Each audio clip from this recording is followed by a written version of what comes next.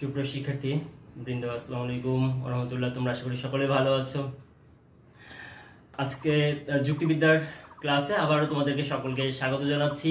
আমি মোহাম্মদ জামশেদুর রহমান। তোমরা সকলে ভালো আছো না? আচ্ছা, তোমরা জানো যে গতদিন আমরা কিন্তু ক্লাস যেটা শেষ করেছিলাম যে অংশে, সেটা হচ্ছে যে যুক্তিবিদ্যার সপ্তম অধ্যায় আমরা পড়াচ্ছি আরোহ অনুমানের ভিত্তি পড়াচ্ছিলাম। আরোহ অনুমানের ভিত্তির যে কার্যকরণ নিয়মটি পড়ছিলাম, সেই কার্যকরণ নিয়মের বাকি অংশটা আজকে আমরা শেষ করব। তো আশা করি তোমরা সকলে আমার সাথে জয়েন করে ফেলেছো। শুরু করে দাও, তোমরা তোমাদের ফ্রেন্ডদেরকে সকলকে ডেকে নাও যে ক্লাস শুরু হয়ে গিয়েছে। আর হচ্ছে তোমরা নিজেরাও খাতা কলম নিয়ে বসে পড়ো। ক্লাস শুরু করে দিই আমরা সময় বেশি নষ্ট না করি। তো তোমরা আশা করি আগের দিনের পড়াশোনাটা তোমরা পড়েছো। তোমরা জানো যে আসলে সময় অপচয় করার মতো সময় আমাদের হাতে নেই। তো দিনের পড়াটা একটু দিনে না করলে কিন্তু আমরা এগিয়ে উঠতে পারবো না, কারণ টপিকগুলো একটু হচ্ছে টাফ। টপিকগুলো একটু যদি তোমরা রেগুলার পড়াশোনা করো, তাহলে তোমরা দেখবে যে আগের টপিকটা বুঝে থাকলে পরের টপিকটা বোঝা সহজ হয়ে যাচ্ছে। এভাবে তোমাদের সব বিষয়গুলো খুব বেশি স্পেসিফিক হয়ে যাবে তোমাদের জন্য এবং খুব ক্লিয়ার হয়ে যাবে।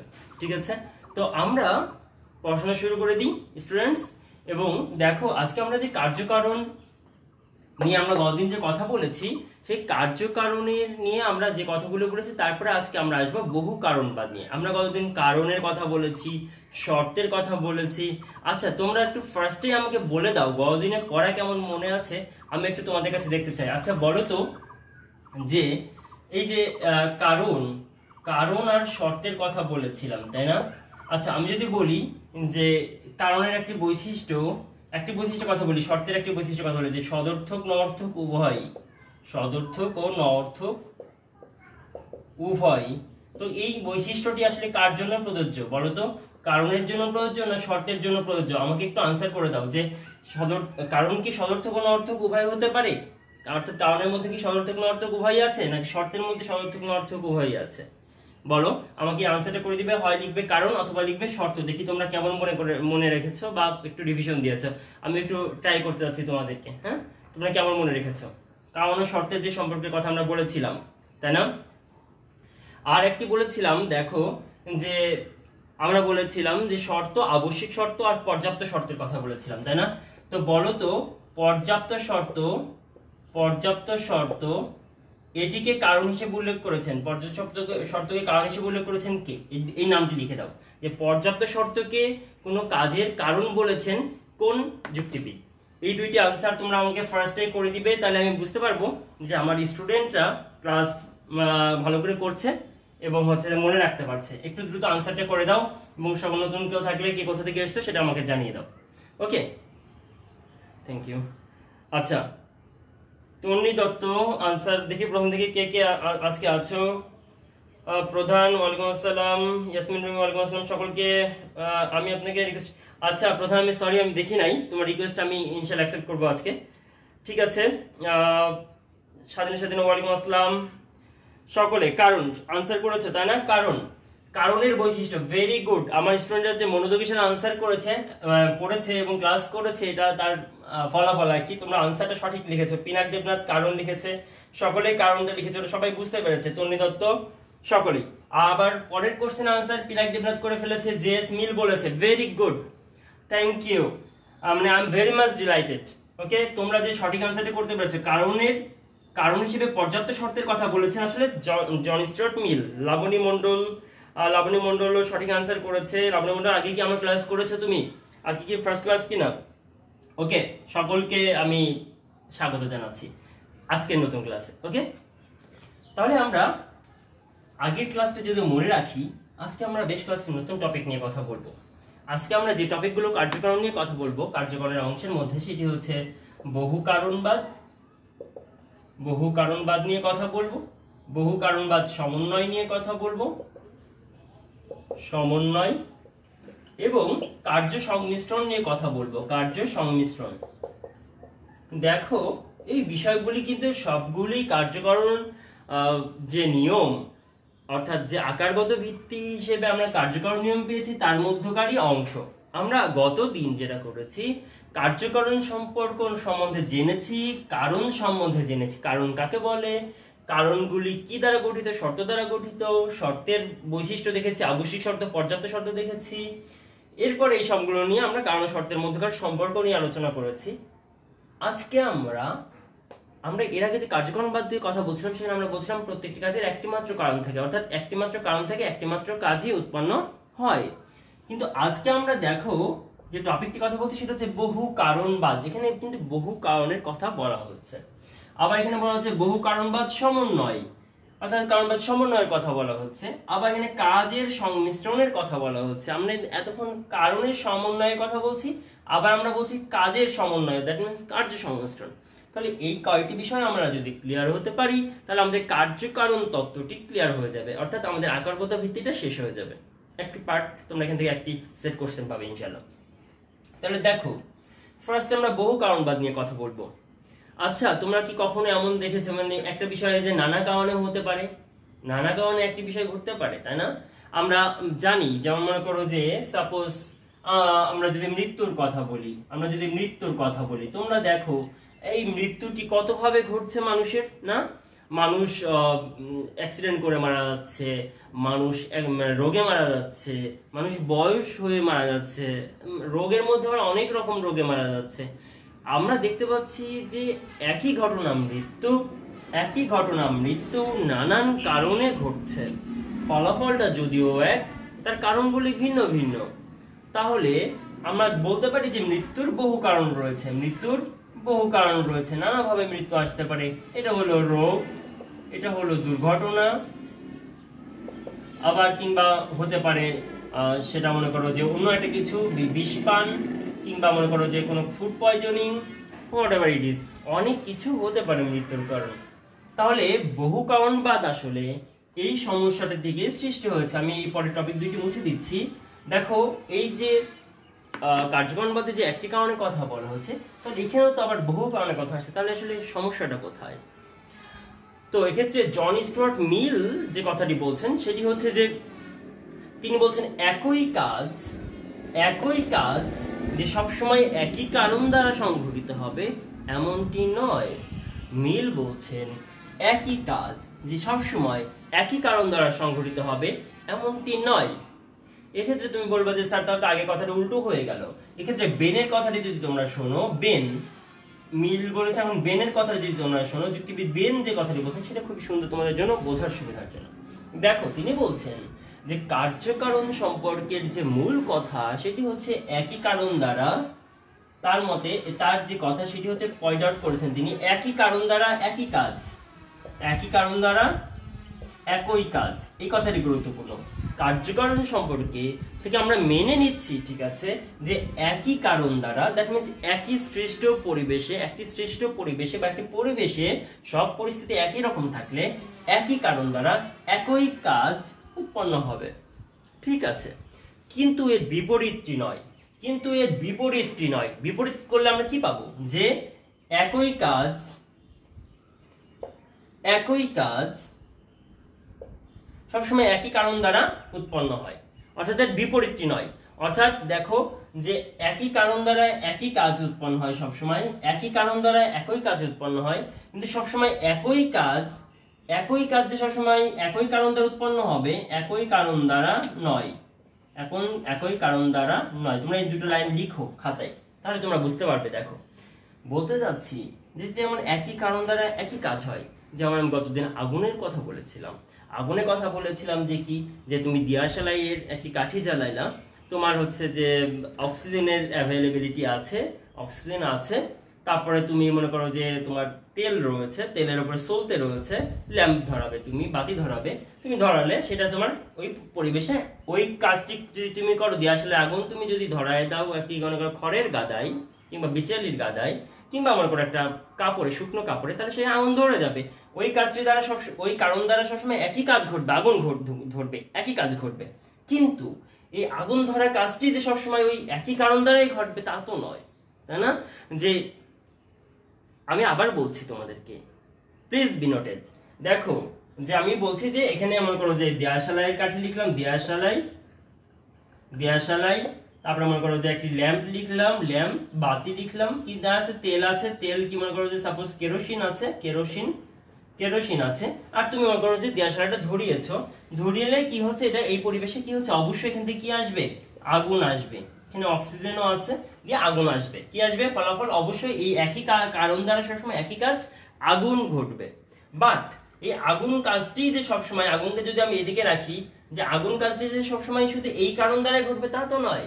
এখানে তোমার হতে পারে যে সূর্যের তাপ এত বেশি প্রখর তাপ, এত বেশি প্রখর তাপ যে মনে করো যে ওই যে তোমরা দেখো না যে প্রেরি অঞ্চলগুলোতে কি হয় আগুন ধরে যায়, অস্ট্রেলিয়াতে বা ইয়েতে বিভিন্ন জায়গাতে কিভাবে বনের পর বন আগুন ধরে যাচ্ছে, সেখানে হয়তো তোমার প্রাকৃতিক গ্যাসে সূর্যের তাপে থেকে আস্তে আস্তে কি হয়েছে আগুন ধরে গিয়েছে কোন একটি কাজে, সেখান থেকে আগুন ধরতেই আছে। তাহলে একটি আগুন ফলাফলটি নানা কারণে হতে পারে, বাট একই কারণ দ্বারা সবসময় একই কাজ।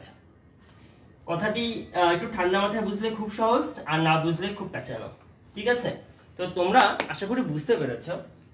বেন বলতে যাচ্ছেন যে কার্যকারণ সম্পর্কে মূল কথা হচ্ছে একই কারণ দ্বারা একই কাজ ঘটবে, এটা আমরা মেনে নিচ্ছি। কিন্তু বহু কারণবাদের কথাটি তখন আমরা কেন বলছি? কারণ হচ্ছে যে একটি কাজ ওই শুধু ওই একটি কারণ দ্বারাই যে হবে তা না, অনেক কারণ দ্বারাই ওই একই কাজটি ঘটতে পারে। তাহলে অবশ্যই একটি কাজের পিছনে বিকল্প কারণ, তিনি বলছেন বিকল্প কারণের কথা। এখানে তার মানে কি? একটি কাজের পিছনে কি আছে? বিকল্প কারণ আছে। বিকল্প কারণ মানেই হচ্ছে একাধিক কারণ। বিকল্প মানেই কি? একাধিক কারণ রয়েছে। তুমি মনে করো সাপোজ তুমি পোশাক কিনতে চাও, তুমি একটি দোকান থেকে কিনতে পারো, যেখানে একটি দোকান থেকে কিনতে পারো, তোমার খুব পছন্দের দোকান, সেটা হঠাৎ করে রাগারাগি হলো তার সাথে, বা তুমি দেখলা যে দাম বেশি নিচ্ছে, তুমি কি করলে পাশে অন্য একটি দোকানে চলে গেলাম। দ্যাট মিনস অন্য একটি বিকল্প তোমার রয়েছে। তার মানে বহু দোকান বা অপশন তোমার রয়েছে। তার মানে কি? ঠিক তেমনি জেএস মিল, জেএস মিল এটি তোমরা মনে রাখবে। জেএস মিল বহু কারণবাদ ধারণার প্রবর্তন করেছেন। হ্যাঁ, মানে মিল আসলে যুক্তিবিদ্যায় এত অনেক গুরুত্বপূর্ণ অবদান রেখেছেন। অ্যারিস্টটল বলছেন যে একই কারণ দ্বারা একই কাজ ঘটবে, কারণ উপস্থিত থাকলে সেই কাজটি ঘটবেই, বাট ওই কাজটি শুধু একটি কারণ দ্বারা ঘটবে তা না, অন্যান্য অনেক কারণ দ্বারা ঘটতে পারে। তাই আমরা বহু কারণবাদ তত্ত্বের আশ্রয় নিচ্ছি। এটি হচ্ছে বহু কারণবাদ, যে একটি কাজ ভিন্ন ভিন্ন কারণ দ্বারা ঘটতে পারে। ওকে ওকে, দেখি কে কে আছো। ইসরা চাকলাদার, হাই, হ্যালো। রাশিদুল ইসলাম, ওয়ালাইকুম আসসালাম। সকলে যারা আছো সকলকে জন্য শান্তি কামনা করছি, তাই না? সকলের জন্য শান্তি কামনা করছি, তোমরা সকলে শান্তিতে থাকো। ওকে, ঠিক আছে। এরপরে আমরা বহু কারণবাদটা কি সেটা তো বুঝলাম, যে একটি কাজের ভিন্ন ভিন্ন অনেক কারণ থাকতে পারে, সেটি হচ্ছে বহু কারণবাদ, তাই না? তাহলে বহু কারণবাদ এর আমরা উদাহরণ দেখলাম, যেমন মৃত্যু, কিংবা আলো হতে পারে একটি উদাহরণ। আলো, আলো আমরা জানি আলো একটি ফলাফল না, আলো একটি কাজ। তুমি যখন সুইচ দিচ্ছ ঘরের লাইটের, তাহলে তোমার সুইচ দেওয়ার পরই লাইটটা জ্বলে যাচ্ছে, তাহলে তুমি কি পাচ্ছ? আলো পাচ্ছ। তুমি কি পাচ্ছ? আলো পাচ্ছ। সূর্য থেকেও আলো আসছে, মোমবাতি জ্বালাইলেও সেখান থেকে কি হচ্ছে? আলো আসছে। তুমি অনেক কিছু থেকে কিন্তু, অনেক সোর্স থেকে কিন্তু তুমি আলো পাচ্ছ। বিদ্যুৎ চমকাচ্ছে, আলো পাচ্ছ। তাহলে এই যে বিভিন্ন সোর্স থেকে যে তুমি আলো পাচ্ছ, তাহলে এই যে সোর্স, তোমাদের কাছে কি ভিডিওটা ক্লিয়ার আসছে কিনা আমাকে একটু জানিয়ে দাও তো প্লিজ। আমার এখানে মাঝখানে একটু ট্রাই এগেন দেখালো। সো প্লিজ ডিয়ার স্টুডেন্টস, তোমরা যদি ভিডিওতে কোনো প্রবলেম হয় আমাকে একটু জানাও, তাহলে আমি ক্লাসটা সেভাবে গুছিয়ে নিতে পারবো। হ্যাঁ, এখন আমি শুনতে পাচ্ছি, এখন ঠিক আছে, দেখা যাক। ওকে, তাহলে দেখো আমরা যেটা বলছিলাম, যে আলো বা মৃত্যু বা এইভাবে অনেক ঘটনা, অনেক কাজ রয়েছে যাদের বহু কারণ রয়েছে। তাই একই কাজ ভিন্ন ভিন্ন কারণ দ্বারা সংঘটিত হতে পারে। আর এই ভিন্ন ভিন্ন কারণের উপস্থিতি মেনে নেওয়াটাই হচ্ছে বহু কারণ। এটাই হচ্ছে ভিন্ন ভিন্ন কারণকে বহু কারণ বলা হচ্ছে। এবং এই তত্ত্বকে, যে বহু কারণের যে উপস্থিতির যে তত্ত্ব, এই তত্ত্বকে বহু কারণবাদ তত্ত্ব বলা হয়। এটির প্রবক্তা হচ্ছে জেএস মিল। এখন এই বহু কারণবাদকে আবার অনেকে কি করছে? সমালোচনা করছে, যে না, যারা মানে এক কথায় কার্যকারণ তত্ত্ব তো মূলত একটি কারণ একটি কাজ। কার্যকারণ তত্ত্বের যে বৈজ্ঞানিক তত্ত্ব, এটা একটি বিজ্ঞানের সম্মত তত্ত্ব। বিজ্ঞানে এটি মেনে নিয়ে আসলে কাজ করা হচ্ছে, একটি কাজ একটি মাত্র কারণ দ্বারা ঘটবে। তাহলে তারা কি করছে? এর বিরুদ্ধে সমালোচনা করছে, মিলের বা এই বহু কারণবাদ তত্ত্বের সমালোচনা। পরীক্ষায় তোমাদের লিখতে হবে বহু কারণবাদ কাকে বলে, সেটা ব্যাখ্যা করবে ফার্স্ট টাইম যা বললাম। এরপরে সমালোচনা চাবে। সমালোচনা যদি চাই, তাহলে তুমি সমালোচনায় কি লিখবে, কি কি পয়েন্ট হচ্ছে, 3টি পয়েন্ট তোমরা এখানে উল্লেখ করবে সমালোচনাতে। অর্থাৎ সমালোচনা বলতে আসলে বহু কারণবাদ তত্ত্বটিকে ভুল প্রমাণ করার চেষ্টা করছে, তাই না? বহু কারণবাদ তত্ত্বটি ভুল প্রমাণ করার চেষ্টা করছে। সেটা কিভাবে? একটি বিষয় দেখো, প্রথম কথাটি হচ্ছে কার্যকে কারণের মতো বিশিষ্ট করা। কারণের মতো বিশিষ্ট করা। তোমরা একটু কমেন্ট করে জানো আমি তোমাদেরকে যেটা বললাম যে ক্লাসটা ঠিকমতো আসলে হচ্ছে কিনা দেখি। জিয়াদ রহমান, সাইফুল ইসলাম, তার মানে বিকল্প কারণগুলো কি বহু কারণবাদ? হ্যাঁ, বিকল্প কারণগুলোকে বহু কারণ বলে স্বীকার করে নেওয়া হচ্ছে, আর সেই বহু কারণের তত্ত্বটিকে বলা হচ্ছে বহু কারণবাদ। কোনো শব্দ শেষে বাদ থাকলে মনে করো যে স্টোয়িকবাদ, বহুত্ববাদ, বাদ মানে তত্ত্বকে বাদ হিসেবে উল্লেখ করা বাংলাতে। ইংলিশতে যেটা ইজম, ইংলিশে আমরা প্লুরালিজম বলি, হ্যাঁ স্টোইকিসিজম বলি, যে কোনো কিছুর ইজম বলি যেটা, সেটা হচ্ছে এখানে বাংলায় আমরা বাদ বলি, এটা হচ্ছে তত্ত্ব। আমি যেটা বলছিলাম দেখো যে সমালোচনা বলতে বহু কারণবাদকে আমরা সমালোচনা করছি, মানে এটার বিপক্ষে কথা বলছি। কি কি কারণে আমরা কথাগুলো বললে বহু কারণবাদ থেকে আমরা বলতে পারবো যে না এটা আসলে বহু কারণ বলে কিছু নাই, একটি কারণ আছে। দেখো প্রথম কথা হচ্ছে যে কার্য মানে কাজ, সোজা কথায় কাজকে কারণের মতো বিশিষ্ট হিসেবে ধরলে লিখো, বিশিষ্ট হিসেবে ধরে নিলে এই প্রবলেমটা একটু সলভ হবে। দেখো আমরা কারণকে বিশিষ্ট হিসেবে ধরছি। দেখো আমি যখন মৃত্যুর কথা বলছি এটা হচ্ছে ফলাফল বা কাজ, আর কারণ হিসেবে বলছি একবার বিষপান, একবার বলছি দুর্ঘটনা, একবার বলছি রোগ, হ্যাঁ অনেক কিছু মৃত্যুর কারণ হচ্ছে। তাহলে এই যে তিনটা কথা ধরলাম, তিনটি কারণের কথা বললাম, আমি মৃত্যুকে ধরছি একটি স্বাভাবিক সাধারণ মৃত্যু, সকল ক্ষেত্রে মৃত্যু, বাট কারণগুলোকে আমি বলছি একবার বিষপান, একবার দুর্ঘটনা, একবার রোগ। এভাবে যখন আমি কারণগুলোকে বিশিষ্ট করে নিচ্ছি, আমি যদি বলি যে তাহলে মৃত্যুটা হচ্ছে বিশেষ মৃত্যু, যেমন তুমি বিষ খেয়ে মৃত্যুবরণ যিনি করেন তার মৃত্যুটা যেমন হবে, তার শরীরের মৃত্যুর সময় তার শারীরিক গঠনটা যেমন হয়ে যাবে, নীল হয়ে যাবে, কি কেমন হয়ে যাবে, বমি করবে, কি হবে, আর অ্যাক্সিডেন্টের সাথে সাথে ধাক্কা খাইলো আর পিছে চিপে চলে গেল, মরে গেল, কিংবা রোগ হয়ে ধুকে মরলো। তো এই যে মৃত্যু, তাহলে রোগে মৃত্যু, দুর্ঘটনায় মৃত্যু, বিষপানে মৃত্যু, তিনটি মৃত্যুকে যদি আমি স্পেসিফিক ভাবে অর্থাৎ কার্যকে যদি আমি কারণকে যেমন বিশিষ্ট করেছি বিষপান, তেমনি কার্যকেও যদি আমি বলি বিশেষ ধরি যে বিষপানে মৃত্যু, দুর্ঘটনায় মৃত্যু কিংবা রোগে মৃত্যু, তিনটি যদি বিশেষ ধারণাকে আমি প্রয়োগ করি এখানে, তাহলে দেখো আমাদের এই প্রবলেমটা হচ্ছে না, অর্থাৎ একটি কারণের জন্য একটি কাজই হচ্ছে। তখন আমি যদি বলি যে না বিষপান করেছে, বিষপান মৃত্যু, বিষের মৃত্যু, কিংবা যদি বলি রোগের মৃত্যু, রোগের কারণে রোগের মৃত্যু, তাহলে এইভাবে আমি বলতে চাচ্ছি যে দ্যাট মিনস বিষপানের মৃত্যুটার টেস্টটা একরকম ফিলিংস, একরকম সিমটম, রোগের মৃত্যু আর একরকম সিমটম, তাহলে সিমটম যেহেতু এক রকম, তাহলে ফলাফলটাও তার ভিন্ন কিছুটা হলে পার্থক্য রয়েছে। এভাবে আমরা যদি কারণকে যেভাবে আমরা বিশেষ সিঙ্গেল করে ধরছি, মৃত্যু বা ফলাফলকেও যদি আমি এইভাবে এক একটি কারণের অনুযায়ী বিশেষ করে ধরি, তাহলে আমরা বলতেই পারি যে একটি কারণ দ্বারাই একটি কাজ উৎপন্ন হয়, বহু কারণ নয়।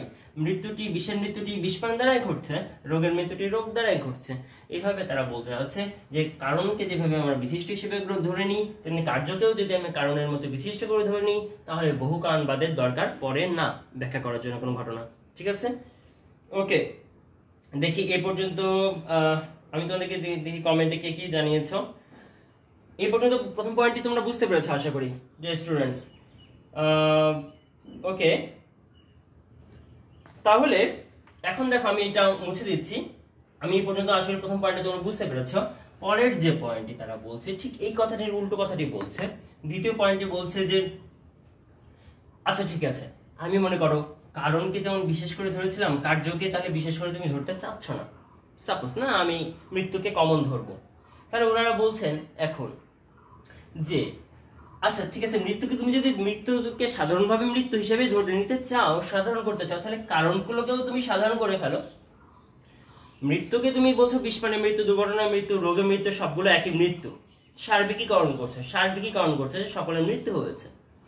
তাহলে কারণগুলোকেও তুমি সার্বিকীকরণ করার চেষ্টা করো, অর্থাৎ কার্যের মতো। এবার হচ্ছে কারণের মতো আগে করেছি, কার্যকে বিশিষ্ট, এখন আমি কি করবো কার্যের মতো কারণকে সার্বিকীকরণ করব। কারণকে কি করব, ওখানে মৃত্যুর মতো সকলকে যেমন মৃত্যু বলছো, কারণগুলোকে আমি কি করব, কারণকে সার্বিকীকরণ করা। কার্যের মতো, কাজ যেমন সকল ক্ষেত্রে একই কাজ, মৃত্যু সার্বিকীকরণ করা হচ্ছে, সাধারণীকরণ করা হচ্ছে, কারণগুলোকেও আমি সাধারণ করতে পারি চাইলে। যেমন মনে করো যে রোগেই মরুক, আর দুর্ঘটনায় মরুক আর বিষপানে মরুক, মৃত্যুর আগে সবার কি হবে? এটা যদি মনে করো হার্ট হয়, সাপোজ আমি হার্ট ভালো লাগাইতে পারি না, হার্ট যদি এটা হয়, হার্টের ক্রিয়াটা কি হয়ে গেল? বন্ধ হয়ে গেল।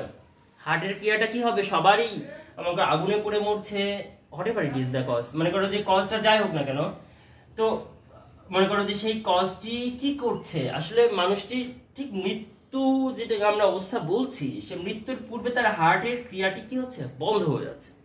হার্টের ক্রিয়া যতক্ষণ ডাক্তাররা কি করে, এসে রোগী মরেছে কি মরেছে না হাতের পালস দেখে, অথবা হার্টে কান দিয়ে দেখে এবং কান দিয়ে শোনার চেষ্টা করে। তাহলে এই যে হার্টের এই হৃৎপিণ্ডের ক্রিয়া বন্ধ হয়ে যেটা আসলে মৃত্যুর আগের কারণ, একদম অব্যবহিত পূর্ববর্তী ঘটনা। তাই তারা বলতে চাচ্ছে, যারা হচ্ছে কার্যকরণ মতবাদের সমর্থক, তারা বহুকারণবাদের বিরুদ্ধে যে বলছে যে আমরা কাজকে যেমন সকলে বলছে মৃত্যু সাধারণীকরণ করছি, কারণগুলোকেও যদি আমি সাধারণীকরণ করে ফেলি, একটি কমন জায়গায় যদি আমরা নিয়ে আসি, যে রোগ দুর্ঘটনা বিষপান সকল কিছুর ফলে কি হচ্ছে? হৃৎপিণ্ডের ক্রিয়া বন্ধ হচ্ছে, হৃৎপিণ্ডের ক্রিয়া বন্ধ হচ্ছে মৃত্যুর কারণ। তাহলে কারণটাও কি হলো? সাধারণীকরণ করা হলো, কারণটাও সার্বিকীকরণ করলাম, আবার কার্যকেও সার্বিকীকরণ করলাম। দুইটা যদি আমরা একই সিস্টেম ফলো করি, তাহলে আমাদের আর বহু কারণের দরকার হয় না, একটি মাত্র কারণ একটি মাত্র কার্যকে ঘটাচ্ছে। তাহলে বহুকারণবাদের বিপরীতে দুইটি মতবাদ তোমরা বুঝতে পেরেছো আশা করি। দেখি কে কি বলছো। ঠিক আছে স্যার, ঠিক আছে প্রধান, থ্যাংক ইউ। ঠিক আছে আজকে নতুন, হ্যাঁ ওয়েলকাম। ওকে, তাহলে আমরা এই দুইটি পয়েন্ট মনে হয় বুঝতে পেরেছি স্টুডেন্টস, আশা করি তোমরা বুঝতে পেরেছো। এবার লাস্ট যে কথা সেটি হচ্ছে, আসলে খুব বেশি আমার কাছে খুব বেশি ভালো লাগে না, তারপরেও পড়ার ক্ষেত্রে তোমাদের পড়তে হবে বা ওনাদের যুক্তির কথাটা মেনে নিতে হবে। এই দুটি পয়েন্ট খুবই স্ট্রং ছিল পয়েন্ট দুইটি। এখন সেটি হচ্ছে যে লাস্ট 3 নম্বর যে পয়েন্ট, সেটি হচ্ছে যে কারণের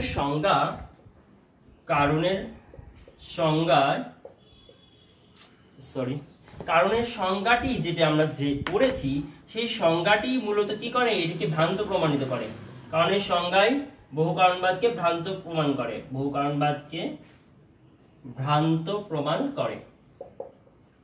দেখো কেন, কিভাবে করে?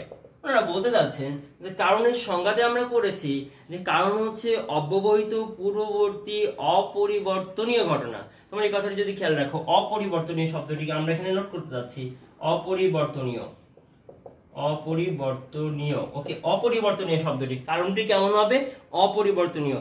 যেহেতু কারণের একটি বিজ্ঞানসম্মত সংজ্ঞা রয়েছে, বিজ্ঞানে ধরে নেওয়া হচ্ছে কারণ হচ্ছে অপরিবর্তনীয় হবে, অর্থাৎ কখনো চেঞ্জ হবে না কারণটি।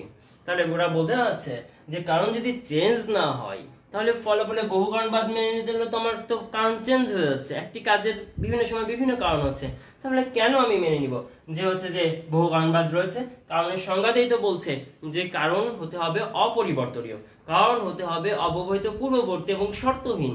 তাহলে এই কথাগুলি যদি আমি মেনে নিই, তাহলে তো বহুকারণবাদ মেনে নেওয়া যাচ্ছে না। বিজ্ঞানী যেহেতু মেনে নিচ্ছে যে কারণ হচ্ছে যে কারণের সংজ্ঞাতে যেহেতু মেনে নিচ্ছে কারণ হচ্ছে অপরিবর্তনীয় হবে, কোনো পরিবর্তন হবে না, তাই যে ভিন্ন ভিন্ন কারণের কথা প্রশ্নই ওঠে না।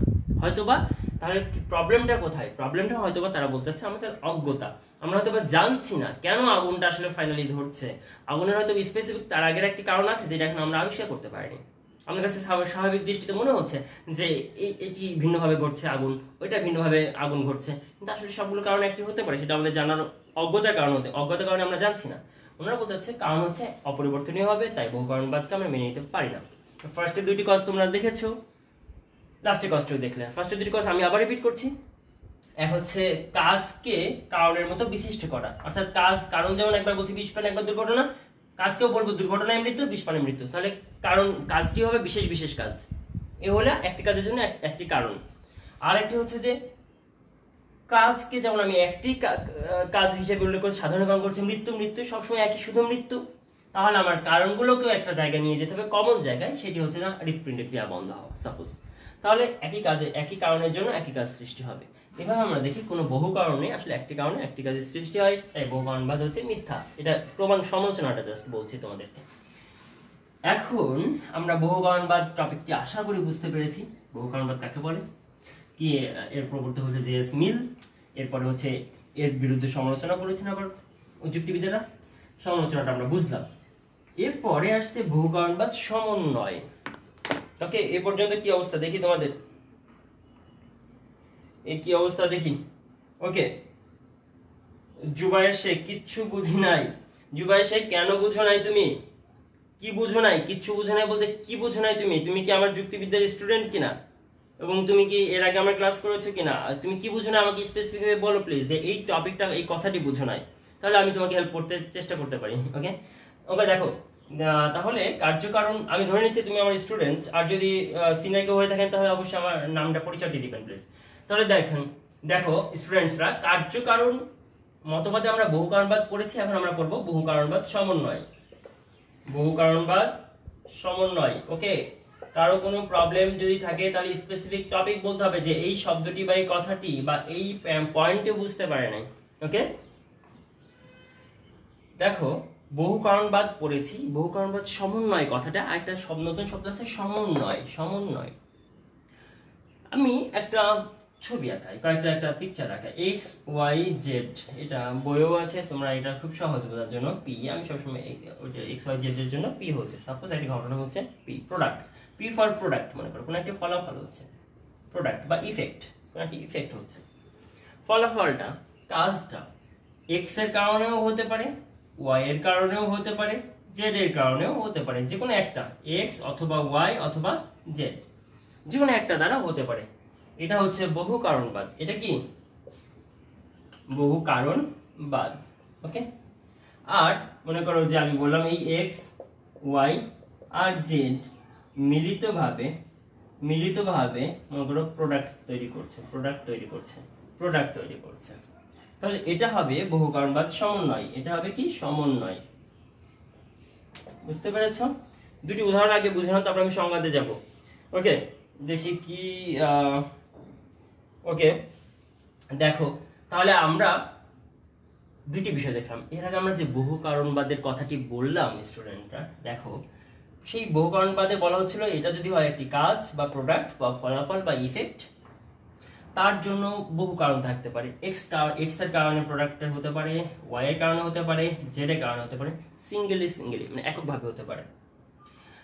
কিন্তু বহুকারণবাদ সমন্বয়ে বলা হচ্ছে যখন একাধিক কারণ একত্রিত হয়ে কোনো একটি মিশ্র কার্য উৎপন্ন করে। এটা একটি মিশ্র কার্য, এটা একটি কি? মিশ্র কার্য, সবগুলি কারণ একত্রিত হয়ে একটি সমন্বিত মিশ্র কার্য উৎপন্ন হচ্ছে, মিশ্রিত কার্য উৎপন্ন হচ্ছে, সেটাকে আমি বলছি বহুকারণবাদ সমন্বয়। অনেকগুলো কারণ কি করা হচ্ছে? সমন্বয় করা হচ্ছে। দেখো অনেকগুলো কারণ এক্স ওয়াই জেড তিনটি মিলিতভাবে একটি প্রোডাক্ট তৈরি করছে, তখন আমি এটাকে বলছি বহুকারণবাদ সমন্বয়। কিন্তু এর সাথে পার্থক্যটা তোমরা আশা করি বুঝতে পেরেছ। এটি হচ্ছে একটি কারণ এককভাবেই কাজটি করছে, অন্য হেল্প ছাড়া। আর এখানে কি হচ্ছে? তিনটি কারণ একত্রিত হয়ে একটি মিশ্র প্রোডাক্ট তৈরি করছে, মিশ্র ফলাফল তৈরি করছে, এটাকে বলছে মিশ্র কার্য। আর আমরা বহু কারণগুলোকে সমন্বয়ের ফলে আমি একটি মিশ্র কার্য পাচ্ছি। তাহলে যখন একাধিক কারণ একত্রিত হয়ে কোনো একটি মিশ্র কার্য সম্পন্ন করে, তখন তাকে বহুকারণবাদ সমন্বয় বলা হয়। তাহলে তোমরা বহুকারণবাদ আর বহুকারণবাদ সমন্বয়ের মধ্যে পার্থক্যটা, খুব সূক্ষ্ম পার্থক্য আশা করে বুঝতে পেরেছ। দেখি কে কি বলছো। ওকে, ঠিক আছে, আসলে বুঝতে পারছি তোমরা বুঝতে পেরেছো আশা করি। কমেন্ট আগে পরে হয়ে যাচ্ছে, আজকে নেটের কারণে হয়তো প্রবলেম হচ্ছে। দেখো তাহলে আমি ক্লাসটা কন্টিনিউ করছি। আমরা বহুকারণবাদ সমন্বয়ের সংজ্ঞায় দেখলাম যে যখন একাধিক কারণ বা ভিন্ন ভিন্ন কারণ সমন্বিতভাবে কোনো একটি মিশ্র কার্য উৎপন্ন করে, তখন তাকে বলা হয় বহুকারণবাদ সমন্বয়। আর এই বহুকারণবাদ সমন্বয়ের যে সংজ্ঞাটা এবং এই উদাহরণটা পড়াই তোমাদের জন্য যথেষ্ট হবে। কারণ বহুকারণবাদ সমন্বয়ের ফলেই আমরা কি পাচ্ছি? মিশ্র কার্য। আমরা যে একটি টপিক বলেছিলাম, মুছে দিচ্ছি এই ছবিটা, আমরা যে একটি টপিক বলেছিলাম সেটা হচ্ছে কার্য সংমিশ্রণের কথা বলেছিলাম। সংমিশ্রণ। এই বহুকারণবাদ সমন্বয় থেকেই মূলত হচ্ছে কার্য সংমিশ্রণের ধারণাটি আসছে। কারণ অনেকগুলি কারণ যখন সমন্বিতভাবে কোনো একটি কাজ তৈরি করছে, সেটাকে আমি বলছি মিশ্র কার্য বা সংমিশ্রিত কার্য। এটাকে আমরা বলছি কার্য সংমিশ্রণ। অর্থাৎ বহু কারণকে সমন্বয় করলে কার্য সংমিশ্রণ হয়। ওকে, তাহলে কার্য সংমিশ্রণের সংজ্ঞাটাও খুব সহজ। যখন বহু কারণ একত্রিত হয়ে কোনো একটি মিশ্রিত কার্য উৎপন্ন করে, সেই মিশ্রিত কার্য গঠন করার প্রক্রিয়াটাকে বলা হয় কার্য সংমিশ্রণ। বহু কারণ একত্রিত হয়ে যখন একটি মিশ্রিত কার্য উৎপন্ন করে, সেই মিশ্রিত কার্য উৎপন্ন হওয়ার যে প্রক্রিয়া সেটাই হচ্ছে কার্য সংমিশ্রণ। ওকে, আর এই কার্য সংমিশ্রণ হচ্ছে দুই প্রকার। কয় প্রকার? এই কার্য সংমিশ্রণ হচ্ছে দুই প্রকার। দেখো, একটি হচ্ছে সমজাতীয় কার্য সংমিশ্রণ, সমজাতীয় কার্য সংমিশ্রণ, আর হচ্ছে একটি ভিন্ন জাতীয় কার্য সংমিশ্রণ। কি? ভিন্ন জাতীয় কার্য সংমিশ্রণ। ওকে, সংক্ষেপে সংমিশ্রণ, ভিন্ন জাতীয় কার্য সংমিশ্রণ। তাহলে আমি এই ছবিটা মুছে দিচ্ছি।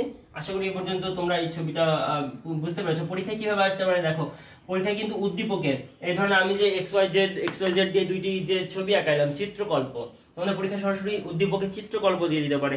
এমন দুইটি চিত্রকল্প দিয়ে সেম টু সেম দিয়ে বললো যে পরীক্ষায় যে এইভাবে XYZ মনে করো ক খ গ দিল, ক খ গ দিয়ে এইভাবে তীর চিহ্ন দিয়ে মনে করো যে সাপোজ একটা দিল, কিন্তু একটা মনে করো যে একটা কিছু একটা ছবি আঁকালো, আমার একটা ছবি আঁকালো বা কোনো একটা নাম দিল P বা খ বা X দিয়ে বললো এটা একটা ছবি, আর ওই যে প্লাস দিয়ে আর একটা ফলে একটা হচ্ছে আমার একটা ছবি দিল, দিয়ে বললো এটি যুক্তিবিদ্যার কোন ধারণাকে প্রতিফলিত করে বা যুক্তিবিদ্যার কোন ধারণার সাথে এটি সঙ্গতিপূর্ণ ব্যাখ্যা করো। তখন তুমি বলবে এটি হচ্ছে আসলে কি।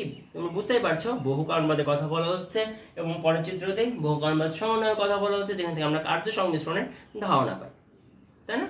তাহলে আমরা বহু কারণবাদ এবং বহু কারণবাদের সমন্বয় করে কার্য সংমিশ্রণের ধারণা এখান থেকে তোমরা তারপরে ব্যাখ্যা করবে। এখন আমরা কার্য সংমিশ্রণটা ব্যাখ্যা করবো ডিয়ার স্টুডেন্টস। দেখো, আমরা কার্য সংমিশ্রণের ক্ষেত্রে আমরা কি পাচ্ছি, যে একটা হচ্ছে সমজাতীয় কার্য সংমিশ্রণ, আর একটা হচ্ছে ভিন্ন জাতীয় কার্য সংমিশ্রণ। ওকে, তাহলে সমজাতীয় কার্য সংমিশ্রণে আমরা কি পাচ্ছি আর ভিন্ন জাতীয় কার্য সংমিশ্রণে কি পাচ্ছি? দেখো, সাপোজ মনে করো এখানে একটি লাইট জ্বলছে, এটা একটা লাইট, এটা একটা লাইট, এটা একটা লাইট, সাপোজ মনে করো যে এটা একটা লাইট, তাই না? সবগুলো মনে করো 60 ওয়াটের লাইট জ্বলছে, 60 ওয়াটের লাইট জ্বলছে। হ্যাঁ, তিনটা 60 ওয়াটের লাইট জ্বলছে, তিনটা 60 ওয়াটের যে লাইট জ্বলছে একটি রুমেই জ্বলছে, অনেক আলো দরকার। সাপোজ তুমি তিনটা লাইট জ্বালিয়েছো, তাহলে মোট সমন্বিত ফলে তুমি 180 ওয়াটের আলো পাবে সেই ঘরে, না? সেই ঘরে যখন তুমি ঢুকবে চোখ ধাঁধায় যাচ্ছে, আমি তোমার একটা ফ্রেন্ড ঢুকেছে, আমি ঢুকেছি তোমার রুমে, আরে এত লাইট কেন, কি হয়েছে তোমাদের, এত এত আলো কেন, বলে ফেললাম নাকি? তো আমি তো বুঝতে পারছি না আসলে কিসের জন্য এত। তুমি বলে স্যার তিনটা লাইট জ্বালিয়েছি, তাহলে এখন আমি কি বলতে পারবো যে এইখানে যে এত আলো এটা ওই লাইটের আলো, ওটা এই লাইটের আলো, ওটা ওই লাইটের আলো? বলতে পারবো না। কিন্তু তিনটা মিশ্রিত হয়ে এমন ভাবে মিশ্রিত হয়ে গেছে কাজটি, তিনটি কাজ, দুইটা সুইচ অফ করে দিলে একটা লাইট জ্বলবে, আবার তিনটা জ্বললে তিনটে জ্বলবে। তা তিনটি লাইটের আলোটি এমন ভাবে মিশ্রিত হয়ে গিয়েছে জটিল ভাবে যে তুমি ডিফারেন্সিয়েট করতে পারবে না কোনটি কোন লাইটের আলো। তো এইভাবে যে একটি কার্যের সংমিশ্রণ হলো, অর্থাৎ একই রকম কারণ দ্বারা, কারণগুলি যদি এমন হয় যে ভিন্ন ভিন্ন কারণগুলি মিশ্রিত হয়ে একটি মিশ্রিত কার্য উৎপন্ন করে, এবং এই মিশ্রিত কার্যটি ধরনটি এমন যা প্রত্যেকটি সিঙ্গেল একক কারণের কার্যের সমজাতীয়, অর্থাৎ প্রতিটি কারণের কার্যের, প্রতিটি কারণ দ্বারা যে কার্যগুলি হতো তার সমজাতীয় যদি হয় তাহলে সেটা হচ্ছে সমজাতীয় কার্য সংমিশ্রণ, আর যদি ভিন্ন জাতীয় হয় তাহলে সেটা ভিন্ন জাতীয় কার্য সংমিশ্রণ। যেমন মনে করো সাপোজ রক্ত তৈরি, রক্ত মনে করো রক্তটা তুমি তৈরি হচ্ছে, তো রক্তটা যে তৈরি হচ্ছে, মনে করো যে তুমি রক্ত তৈরি হতে কি শুধু ক্যালসিয়ামের বড়ি খাইলে কি রক্ত তৈরি হবে? আমরা যদি কোন সব খাওয়া বন্ধ করে দিলাম, তো শুধু ক্যালসিয়াম আর আয়রন খাই, আমার কি রক্ত তৈরি হবে?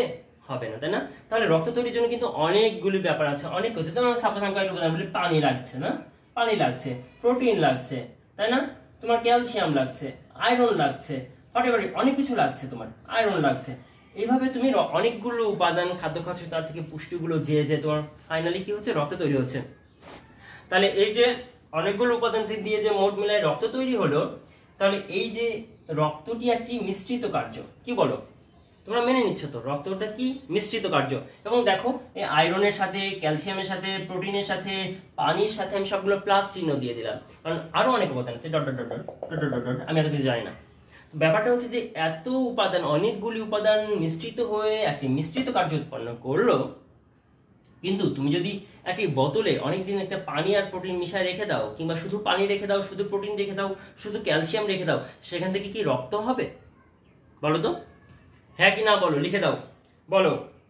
যদি অনেকদিন আমি একটু দেখি, যদি তোমরা অনেকদিন একটা রেখে দাও তাহলে সেখান থেকে কি রক্ত হবে কিনা বলো তো।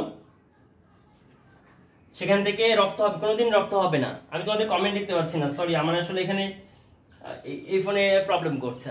তো যাই হোক, আমি আশা করছি তোমরা নাই বলবে, কারণ অনেকদিন একটা পানি রেখে দিলে রক্ত হবে না, প্রোটিন রেখে দিলে রক্ত হবে না, তার মানে কি এক একটি কারণ, পানি যদি হয় একটি ভিন্ন কারণ, প্রোটিন যদি হয় একটি ভিন্ন কারণ, এক একটি কারণ থেকে এক এক ধরনের কার্য, এক একটি কারণ থেকে এক এক ধরনের কার্য, তাই না? কিন্তু তারা যখন একত্রিত হচ্ছে তখন একটা অটোমেটিক সিস্টেমে রক্ত তৈরি হচ্ছে, ব্লাড তৈরি হচ্ছে। তাহলে সেই ব্লাডটি হচ্ছে সমজাতীয়, মানে ভিন্ন জাতীয়।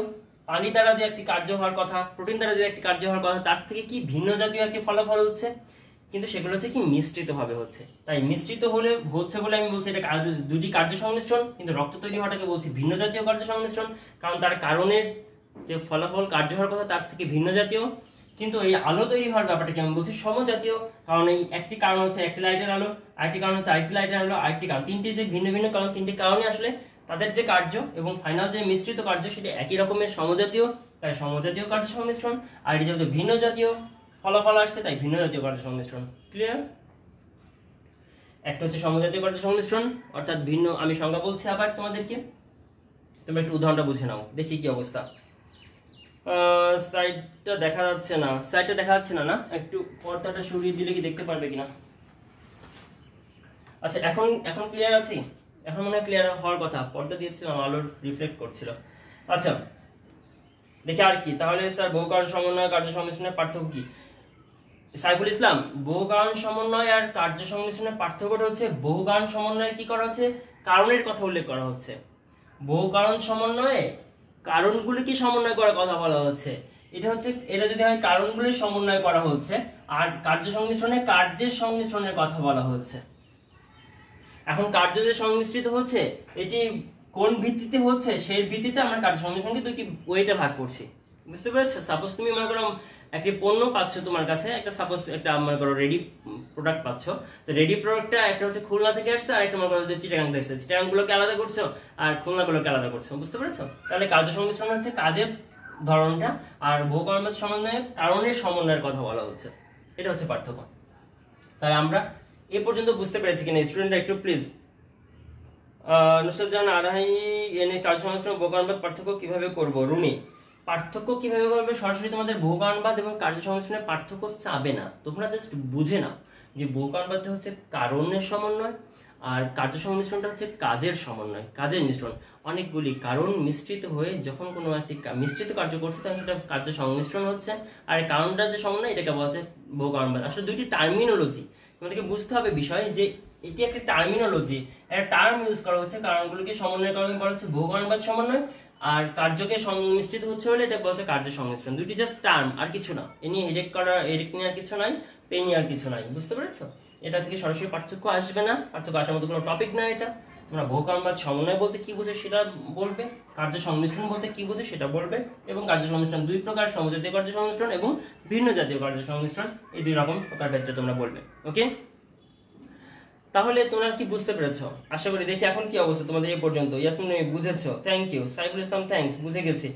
ওকে, বুঝলে আমি খুশি, না বুঝলে খুব কষ্ট লাগে। বুঝছো যে আমার স্টুডেন্টরা বুঝতে পারছে না আমার ক্লাস। সামনে হলে একটু ডিরেক্ট কথা বলে আর একটু বোঝা যায়, তোমাদের মনের কষ্টগুলো বুঝে নিতে পারি, কোথায় কোথায় প্রবলেম আছে। কিন্তু আসলে একটু দূরে আছো, কমেন্টগুলো দ্রুত দেখতে পাই না, এই জন্য একটু মনে করো যে প্রবলেম হয়ে যায়। তারপরে তোমাদের হেল্পের কারণে আমি ক্লাসগুলো মোটামুটি একটু কমফোর্টের সাথে নিতে পারছি। হ্যাঁ, যে তোমরা এত বেশি রেসপন্স করো, আমার খুব ভালো লাগে। ওকে, তাহলে আমরা এই পর্যন্ত আমরা কি কি শিখলাম আজকে? বহু কারণবাদ শিখেছি, বহু কারণবাদ সমন্বয় শিখেছি, আর বহু কারণবাদ সমন্বয়ের ফলে যে কার্যের সংমিশ্রণ ঘটছে সে কার্য সংমিশ্রণটা বুঝছি। কার্য সংমিশ্রণ দুই প্রকার সেটা বুঝেছি। ফার্স্টে বহু কারণবাদের সমালোচনা করেছি, সমালোচনাটা খুবই ইম্পর্টেন্ট। তোমাদের এই যে দুইটি টপিক পড়ালাম আজকে, মূলত দুইটি, একটা হচ্ছে যে বহু কারণবাদ, একটা হচ্ছে কার্য সংমিশ্রণ, মাঝখানে বহু কারণবাদ সমন্বয়। এখান থেকে কিন্তু প্রায় কোশ্চেন আসে, শর্ট কোশ্চেন, 2 মার্ক 4 মার্কস বা ফুল সেট কোশ্চেন আসে। তো টপিকটা সহজ, ছোট, বাট তোমাকে কি করতে হবে, স্পেসিফিক ভাবে লিখে বই দেখে একটু আমার লেকচার দেখে সংজ্ঞাগুলো ক্লিয়ার করে নোট করে তোমাকে বুঝে ক্লাস করে ফেলতে হবে। আজকে টাইম 43 মিনিট, আমি ক্লাসটা শেষ করব তোমাদের সাথে। দেখি তোমাদের আর কি প্রবলেম আছে একটু বলো। আমি একটু দেখে নিতে যাচ্ছি। হ্যাঁ, তোমরা সবাই ভালো আছো না? আর হচ্ছে একটা বিষয়, সেটা হচ্ছে যে এই সপ্তাহের ক্লাস তো শেষ হয়ে গেল। আগামী আর 2টা ক্লাসে আমরা এই অধ্যায়টা শেষ করে দিব। ফার্স্ট পেপারের যে অধ্যায়গুলো তোমাদের সাথে আমরা করাচ্ছি, সেই অধ্যায়গুলো তোমরা জানো। ফার্স্ট পেপারের প্রত্যেকটা অধ্যায় একটু বড় বড়। মানে করো যে এই সপ্তম অধ্যায়টা, আগের অধ্যায়টা তো খুব বড় ছিল, সেটা আল্লাহর মধ্যে শেষ করতে পেরেছি। এই অধ্যায়টা আর 2টা ক্লাসে শেষ হবে ইনশাল্লাহ। তারপরে লাস্টে আছে প্রতীকী যুক্তিবিদ্যা। এই অধ্যায়টা খুবই ইন্টারেস্টিং এবং খুব ভালো মার্কস পাওয়া যায় এখান থেকে। আশা করি অধ্যায়টা তোমাদের জন্য 4টা-5টা লেকচারে শেষ হয়ে যাবে। এরপরে সেকেন্ড পেপারটার কোর্সগুলো খুব দ্রুত শেষ হয়ে যাবে। সেকেন্ড পেপারে যে প্রত্যেকটা অধ্যায় রয়েছে, সেখানে আমরা দুইটি 3টি করে ক্লাসে, 2টি ক্লাসেও শেষ হয়ে যাবে আমার আছে অধ্যায়গুলো সব। এক একটা অধ্যায় 2টি ক্লাসে, এভাবে 6 থেকে 8টি লেকচারে হয়তো তোমাদের সেকেন্ড পেপারের কোর্সগুলো শেষ হয়ে যাবে। তখন তোমরা দেখবে তোমাদের কাছে অনেক রিলিফ ফিল করবে, তোমাদের ভালো লাগবে যে তোমাদের টোটাল কোর্সটা, সেকেন্ড ইয়ারের কোর্সটা শেষ হয়ে গেছে। আশা করি তোমরা আমার সাথে থাকবে, ভালো থাকবে, আর তোমরা পড়াশোনা করতে থাকো, খুব ভালো করে পড়াশোনা করো। আল্লাহ ভরসা, সময়গুলোকে